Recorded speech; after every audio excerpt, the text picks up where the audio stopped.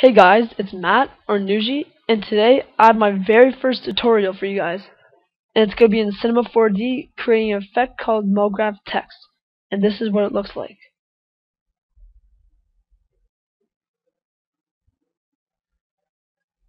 So as you can see, it's a nice transition from randomized and rotated to displaying your name perfectly aligned.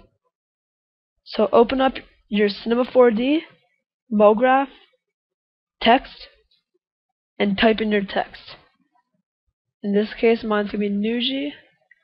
I'm going to make my font Ash, and I'll put the link to the download in the description. Change your depth to 150. Caps, start, fillet cap, end, fillet cap, fillet type, one step. Now before going any further, you're going to want to make sure that all these settings are perfect. That means your depth, your text, your font. After doing this next step, nothing can be changed. And the next step is to click text object and press the letter C.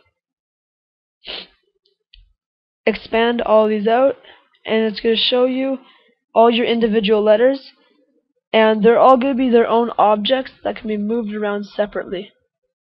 And now you're going to click your very first letter, hold shift, click your last, click and drag out so that it's showing a horizontal arrow pointing left. Delete your text object, and now what you should have is your name.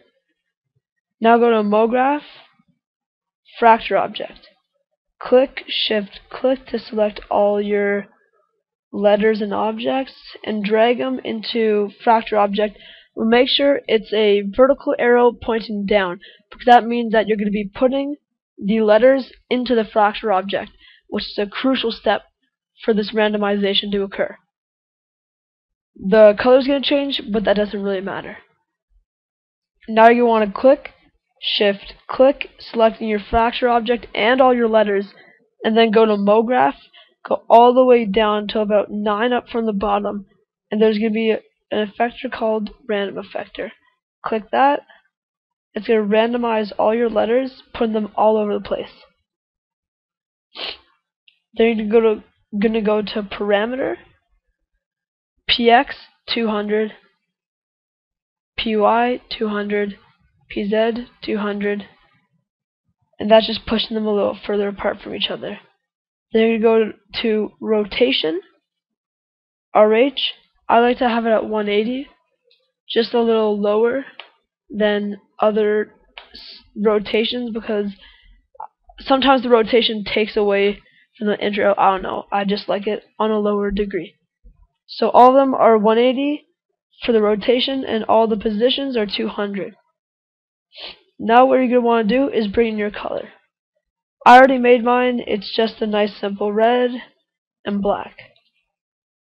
So I'm going to drag my red onto my fracture object, and you have to bring it onto the fracture object, because if you just bring it on to say the N, it's only going to color the N. So you have to make sure that you drag it onto the fracture object. So now all my letters are red, and I'm going to drag in that black. Now an effect I like is having the front of the letters to be black and the sides to be red. So I'm going to select my black color and go down to Selection and type in capital C1 and then click out. And what that does is, if you go to your random effector, go to Effector, just bring it down to 0 for a second. It's pretty much your edges of your letters are red and the front is black. Just giving a little character and making the letters a little more interesting. Looks pretty nice. Now what we're going to want to do is bring a light just to set the mood. Make it a little more interesting. Maybe bring it up. That looks good. Now that we have all the settings and other stuff ready, we want to make our animation. So go on over your random effector and crank up that strength to 100.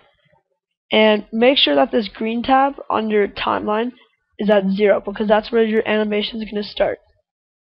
So hold Control and click that ball beside strength. It's going to turn red, and if you look to the start of your timeline, it's going to be there under your green tab is going to be a keyframe. So that's the start of your animation. Drag that green tab all the way down to around 75, somewhere around there. If you want a slower rotation, a little closer if you want a faster one. And once you find the position that you want the animation to end, you're going to go over to your strength again. Besides strength, the ball is going to be yellow, meaning it's ready for the next keyframe. Just Control click, it's going to turn red again.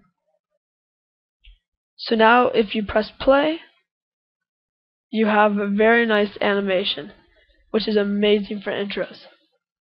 Now if you want to get into camera movement and starting from, say, over here and then moving over as the text moves, I'm not going to do that in this tutorial because this is just the basics to MoGraph. But if you want to mess around with the camera positions, you can watch other videos to see those positions and maybe ask me to do it because I could do it in another tutorial.